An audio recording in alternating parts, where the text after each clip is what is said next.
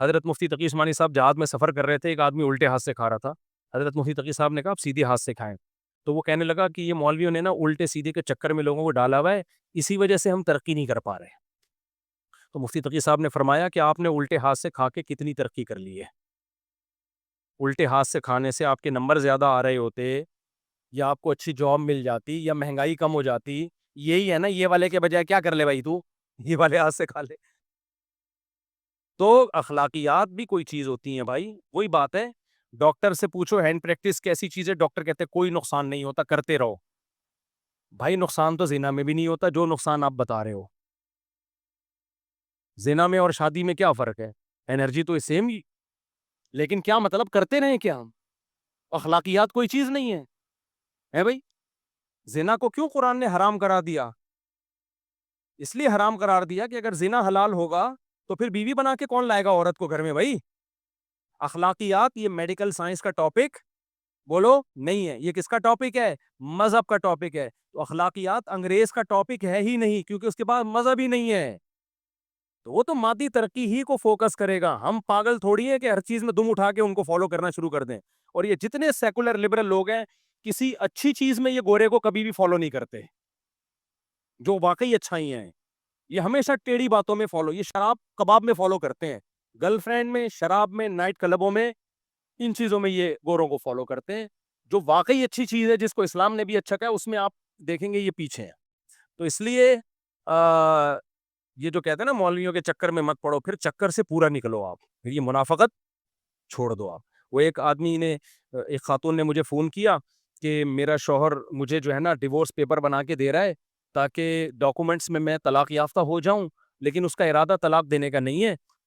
وہ کیا کر رہا ہے کہ ڈاکومنٹس تاکہ نا وہاں ایک اور شادی کر سکے, ڈاکومنٹ بنوا سکے. تو میں نے کہا ارادہ نہیں ہے, لیکن جب وہ اس ٹائم پیپر پہ سائن کرے گا تو طلاق ہو جائے گی. کہہ رہی مجھے یہی ڈر لگ رہا تھا کہ سچی مچی میں نہ ہو جائے کہیں, تو میں تو پھر حرام ہو جاؤں گی شوہر پہ. میں نے کہا بالکل حرام ہو جائیں گی.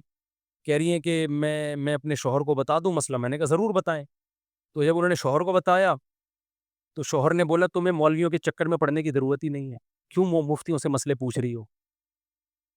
تو خاتون کہہ رہی ہے میرا میاں یہ کہہ رہا ہے مولویوں کے چکر میں مت پڑو. میں نے کہا بالکل صحیح کہہ رہا ہے, اسے کہیں کہ اب بالکل بھی نہیں پڑھنا مولویوں کے چکر میں, لہذا یہ اس ٹائم پیپر کے تکلف کی ضرورت کیا ہے, زبان سے 3 دفعہ طلاق دے دو. کیا خیال ہے بھائی؟ زبان سے کیا کر دو, طلاق دے دو. کیونکہ امریکہ تو اس طلاق کو طلاق تھوڑی مانتا, وہ امریکہ کا قصہ تھا.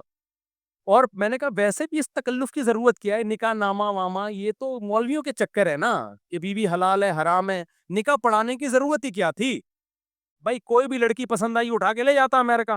کیا خیال ہے؟ امریکہ تو ایکسپٹ کر لیتا ہے, گرل فرینڈ کے طور پہ بھی ایکسپٹ کر لیتا ہے, اس سے اولاد کو بھی مان لے گا. تو چکر میں پڑنے کی ضرورت کیا ہے؟ 2 گواہ 1 ولی, یہ جو ڈرامے بازی ان کے خیال کے مطابق ٹوپی ڈرامہ. پھر میں نے کہا یہ پھر ان سے بولو کھڑے کھڑے 100 طلاقیں دے دو, 100 اسٹیمپ پیپر بنا لو, اور پھر جب مرو گے تو میں نے کہا ان سے بولو کہ مولویوں کے چکر میں پڑنے کی ضرورت نہیں ہے, کوئی جنازہ مسلمانوں کا قبرستان یہ سب ختم کرو. انگریز مولویوں سے پڑھواتا ہے جنازہ؟ ان کے ہاں جو سیکولر لبرل لوگ ہیں وہ تو کہتے ہیں ہمیں کووں کو کھلا دینا, ٹھیک ہے نا, کسی کے کوے تو نہیں, کسی کو بھی کھلا دینا. وہ تو کھاد کے طور پہ بھی اپنی باڈی کو استعمال کروا رہے ہیں. تو کہتے ہیں جلا دو خام خام میں, قبرستان میں جگہ زیادہ گھرے گی. میں نے کہا ان سے بولو پھر مولویوں کے چکر سے پورا نکلیں, پھر شادی کے تکلف کی ضرورت ہی نہیں ہے. 2 بیویاں 1 بیوی اس کی کیا ہے؟